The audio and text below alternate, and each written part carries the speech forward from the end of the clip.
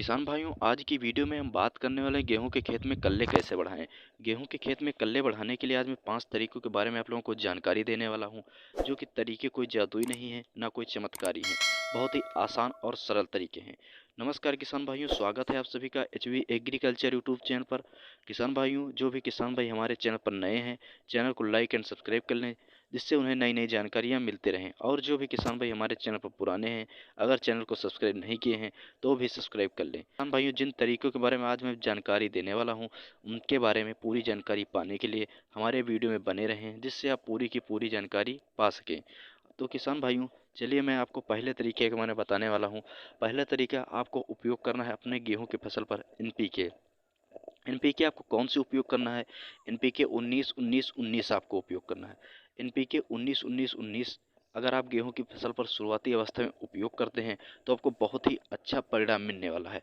तो किसान भाइयों, अगर आपको एनपीके 19-19-19 नहीं मिल पाती है किसी कारणवश, तो आप एनपीके 20-20-20 का भी उपयोग कर सकते हैं। एनपीके 19-19-19 और एनपीके 20-20-20 में सिर्फ 1% का अंतर होता है। एनपीके 19-19-19 में 19% नाइट्रोजन, 19% फास्फोरस, 19% पोटेशियम होता है। और किसान भाइयों, एनपीके 20-20-20 में 20% नाइट्रोजन, 20% पोटेशियम, 20% फास्फोरस होता है। तो किसान भाइयों, एनपीके 19-19-19 या एनपीके 20-20-20 दोनों में से आप किसी का उपयोग कर सकते हैं, जो आपके क्षेत्र में आसानी से मिल जाए। और किसान भाइयों, इसका उपयोग आपको शुरुआती अवस्था में करना होता है, क्योंकि शुरुआती अवस्था में तीनों तत्वों को आपको पौधों की ज़रूरत होती है।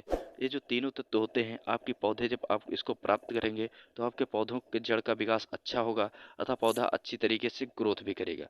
तो किसान भाइयों, मैंने जो पहला तरीका बताया है, अगर आप इसका उपयोग करेंगे तो आपको बहुत ही अच्छा परिणाम मिलने वाला है। अब हमारा जो दूसरा तरीका है, दूसरे तरीके के बारे में हम बात करने वाले हैं।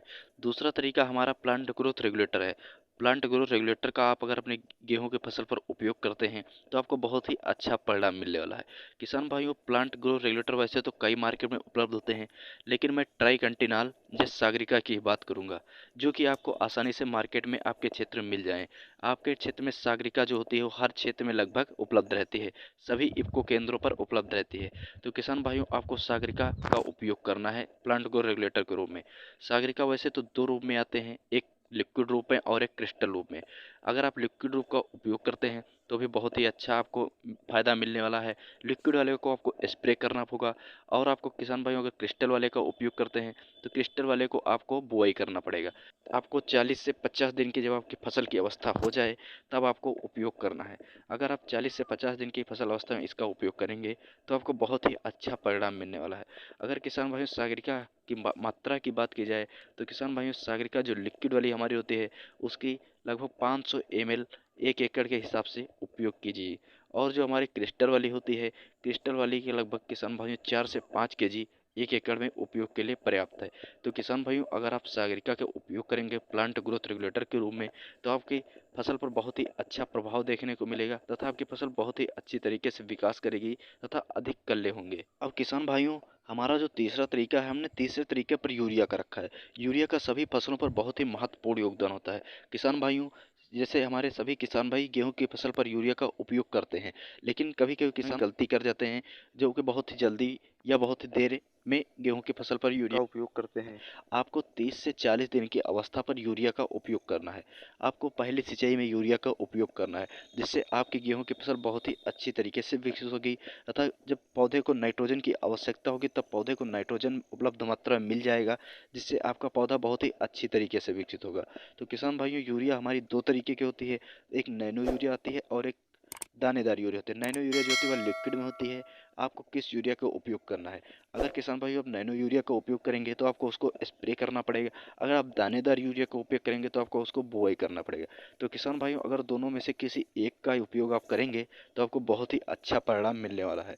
तो किसान भाइयों, अब हमने आपको यूरिया का उपयोग भी बता दिया। अब हमारा जो चौथा तरीका होने वाला है किसान भाइयों, हमारा चौथे तरीके पर हमने सल्फर को रखा। अगर आप अपनी फसल पर उपयोग करते हैं तो आपको बहुत ही अच्छा परिणाम मिलने वाला है, क्योंकि सल्फर में मौजूद पोषक तत्व आपकी फसल पर बहुत ही अच्छा काम करते हैं। किसान भाइयों, सल्फर के उपयोग से हमें सभी तत्वों की पूर्ति होती है। अगर मिट्टी में कोई तत्व की कमी होती है तो सल्फर उनकी पूरी कमी पूरी कर देता है। और किसान भाइयों अगर मिट्टी का पीएच मान बढ़ा होता है तो सल्फर उसको पीएच मान भी कम कर देता है, जिससे फसल अच्छी तरीके से विकसित होती है। अगर किसान भाइयों आप सल्फर का उपयोग पहली सिंचाई पर कर रहे हैं, यानी कि 30 से 40 दिन की अवस्था पर सल्फर का उपयोग करते हैं, तो आपको बहुत ही अच्छा परिणाम मिलने वाला है। क्योंकि किसान भाइयों सल्फर का हमारी गेहूं की फसल में बहुत ही महत्वपूर्ण योगदान होने वाला है। तो किसान भाइयों सल्फर का उपयोग आपको 3 से 4 kg 1 एकड़ के हिसाब से करना है। यूरिया के साथ आप सल्फर का बुआई करें, जिससे आपकी फसल बहुत ही अच्छी तरीके से विकसित होगी तथा अधिक कल्ले होंगे, अधिक विकास होगा। तो किसान भाइयों हमारा जो चौथा तरीका था सल्फर, मैंने आप लोगों को उसके बारे में पूरी जानकारी दे दी। अब किसान भाइयों हमारा जो पांचवा तरीका होने वाला है, पांचवें तरीके पर मैंने जिंक को रखा है। जिंक का भी आपकी फसलों पर बहुत ही महत्वपूर्ण योगदान होता है।